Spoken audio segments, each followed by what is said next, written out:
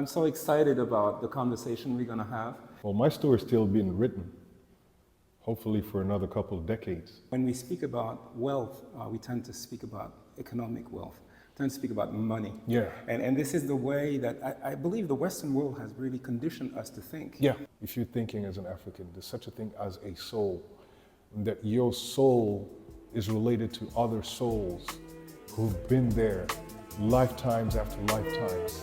Now you're talking about revolution. Yeah, exactly.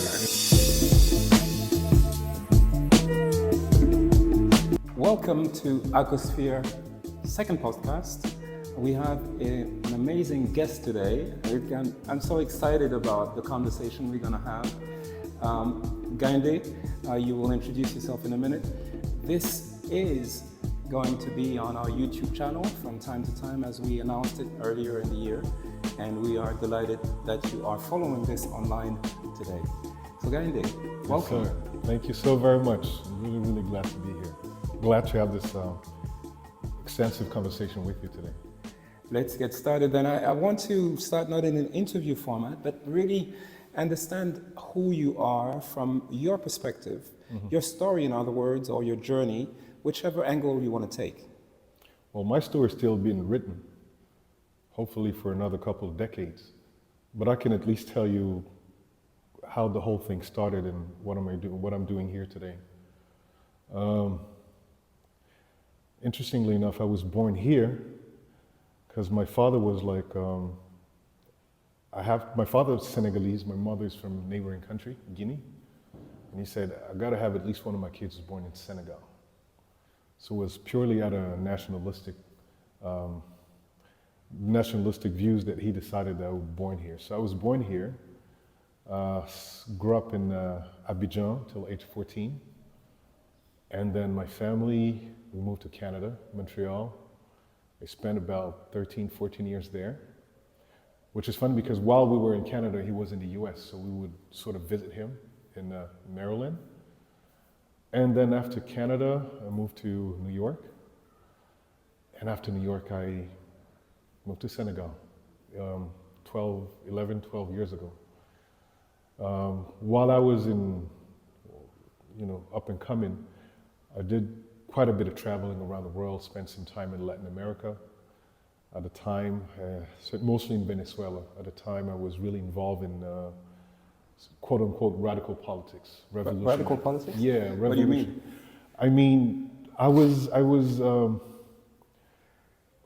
a political science student. Okay.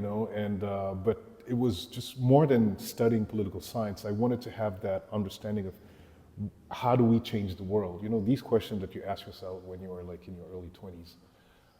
Fundamental and existential questions, really. Absolutely. Yeah. And so at the time, the country where revolution actually was taking place was Venezuela. At the time, the leader of Venezuela, his name was Comandante Chavez.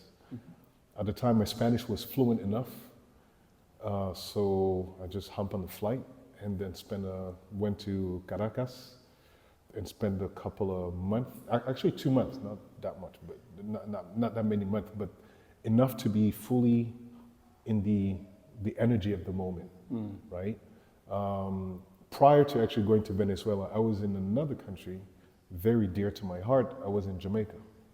Really? The home of Marcus Garvey, the father of Pan-Africanism. Now you're talking about revolution. Yeah, exactly. And Chavez? yeah, exactly. So I had spent about 2 months in Jamaica, and then from there went on and spent 2 months in Venezuela.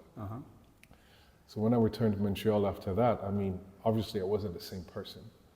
How old were you back then? Oh, I was 20, 24, 20, 26, something like that. Yeah. Which is not that long ago. I'm turning 42 very soon. So, so after that, prior to that, the year before, I was in Bangladesh. Okay. Spent 4 months in Bangladesh. Why? Well, for social investigation, I wanted to understand. I had been told, and from my readings, that Bangladesh was the quote unquote poorest country in the world by economic standards. Right. So I wanted to go there, engage with people, understand that reality, and see whether I can benchmark some of the key lessons on some of the key lessons that I would learn there, in order to really develop my own thinking as far as how to change things in Africa. It's amazing because and I take it that this is the angle that you were speaking about. When we speak about wealth, we tend to speak about economic wealth, tend to speak about money. Yeah. And this is the way that I believe the Western world has really conditioned us to think. Yeah. But actually, funnily enough, in those places where people have the least money, you find the biggest smiles, the biggest hearts, Absolutely. and you find really a life in people that is totally different. How was it with the Bangladeshi? Well, see, it's interesting because that's exactly what I got to understand when, after 4 months in this so-called poorest country in the world. Because Bangladesh is not India. Yeah. Bangladesh is not Pakistan. As a matter of fact, Bangladesh, they fought for their independence. They were part of Pakistan. It was actually called East Pakistan. So you have Pakistan, then you have India, and then you have East Pakistan. And in 1970, they engaged in the war they called it the Liberation War. And with the support of India. At the time, Indira Gandhi was Prime Minister of India. And so the rivalry between India and Pakistan, India therefore supported Bangladesh. Right. And they earned their independence in 1971. So when I was there, actually, in 2008, you still had people who were freedom fighters. They called them freedom fighters because 1971 they were young and Bangladesh had no army. Yeah.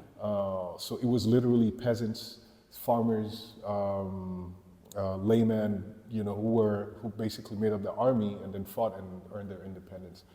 So what I found there is, obviously on the financial or monetary level, of course it was a so-called poor country, but given the recent history of the country and the fact that the general population was involved in the struggle for independence and had earned their independence, their sense of being wealthy is totally different than what one could expect coming from the Western country. Yeah.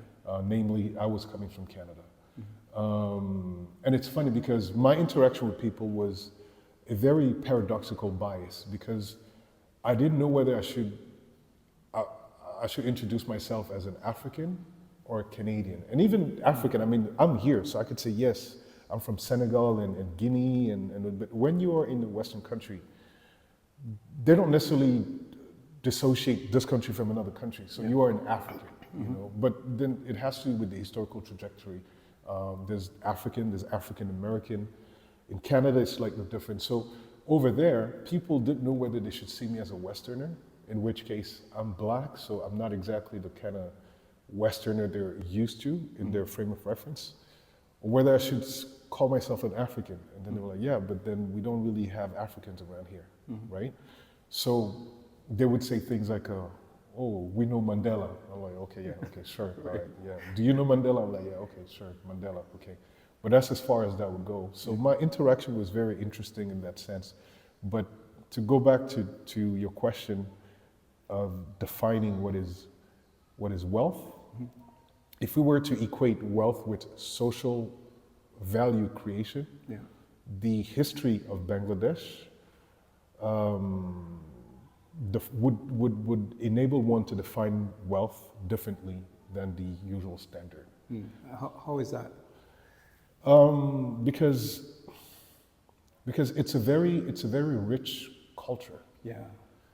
And it's a poor country. Yeah. So what they have is they really hold on to their culture. Desh in Bengali, that's the thing. There's Bengali, but in India you also have Bengal, right? Yeah. So Desh means the country. Yeah. And Bangla is, you pronounce Bangla or you'd say Bengali. You have, in Bangladesh, you have other ethnic communities. You don't only have Bengali communities, right? It's the predominant one, but you have other cultures and other identities. So you're Bangladeshi, but it doesn't mean you're Bengali, right? The literature, the Nobel Prize, 1913, I think, Rabindranath Tagore was from Bengal, but he's one of the founding fathers of modern Bangladeshi